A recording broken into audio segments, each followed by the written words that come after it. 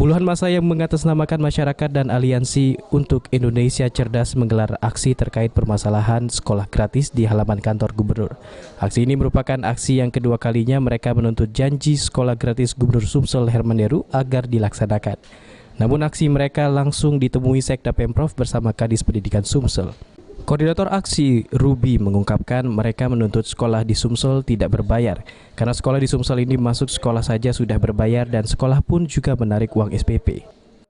Untuk Aliansi Indonesia Cerdas, kami hari ini sama sifatnya dengan tuntut yang kemarin meminta sekolah ini tidak berbayar di Sumatera Selatan. Karena sama-sama kita tahu untuk masuk SMA yang di bawah Provinsi Sumatera Selatan ini untuk masuk sekolah saja berbayar.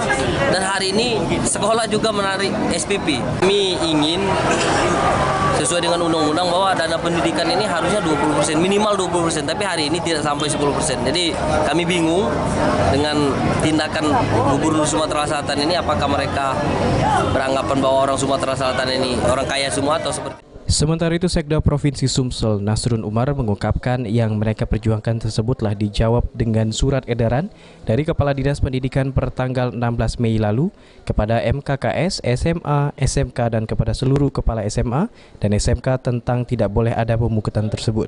Ia menambahkan jika perlu hari ini atas izin Gubernur Sumsel dirinya akan mengeluarkan kembali surat edaran untuk memperkuat apa yang telah dikeluarkan Kepala Dinas Pendidikan. Yang mereka perjuangkan sebetulnya sudah kita jawab dengan surat edaran dari Kepala Dinas Pendidikan per tanggal 16 Mei yang lalu kepada MKKS, SMA, SMK, kepada seluruh kepala SMA dan SMK tentang bahwa tidak boleh diadakan pemungutan terhadap itu. Dan penyelenggaraan tahun 2019 pendidikan dilakukan melalui dana BOS dan program sekolah gratis. Clear?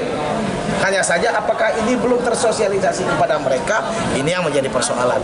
Jika perlu hari ini atas izin Gubernur Sumatera Selatan, saya akan keluarkan kembali surat edaran untuk memperkuat apa yang sudah dikeluarkan.